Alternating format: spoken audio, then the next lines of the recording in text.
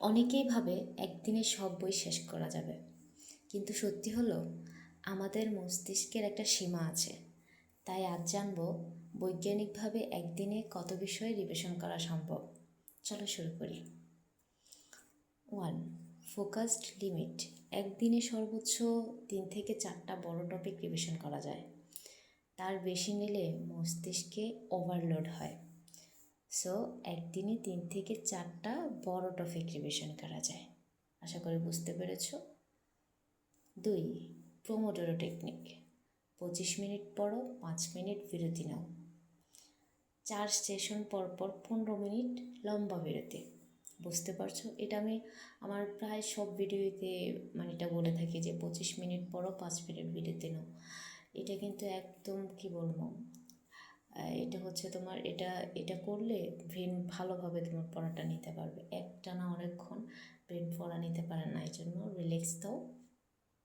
25 minute পড়ো, 5 minute বিরতি নাও। আবার 4বার এভাবে পড়ে 15 মিনিট করে আবার বিরতি নাও, এভাবে পড়ো। 3. বিষয়ের মিশ্রণ। একদিনে এক ধরনের বিষয় না পড়ে আলাদা আলাদা বিষয় পড়লে মনে রাখা সহজ হয়। তাহলে বুঝতে পারছো যে একদিনে শুধু একটা বিষয় আজকে পড়লাম একদম এটাই শেষ করে ফেলবো, এটা না।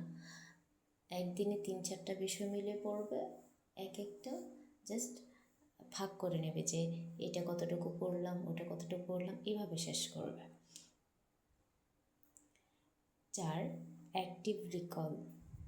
শুধু পড়বে না, পড়ে নিজের মুখে বলবে বা লিখবে, এতে বেশি দিন মনে থাকবে। 5. ঘুমের ভূমিকা। রিভিশনের পর পর্যাপ্ত ঘুম নিলে ব্রেন সব তথ্য লং টাইম মেমোরিতে সেভ করে। সেজন্য ঘুমের ভূমিকা কিন্তু অপরিসীম। শুধু পড়লেই হবে না, ঘুমানো কিন্তু অত্যন্ত জরুরি। 6. হালকা নোট। টপিকগুলো সংক্ষেপে ছোট ছোট করে নোট করে রাখো, তাহলে শেষ মুহূর্তে দ্রুত দেখে নেওয়া যাবে।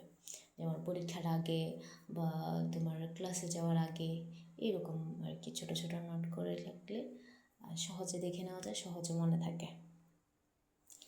তাহলে বুঝতে পারছো, একদিনে সব বিষয় কভার করার চেষ্টা না করে বৈজ্ঞানিক কৌশলে 3 থেকে 4টা টপিক ভালোভাবে রিভিশন করলেই হবে বেস্ট রেজাল্ট। সেই জন্য কী করতে হবে, এই যে আমি 5-6টা দেখালাম তোমাদেরকে, এগুলো ভালোভাবে মনে রাখবে এবং এগুলো অনুযায়ী চলার চেষ্টা করবে।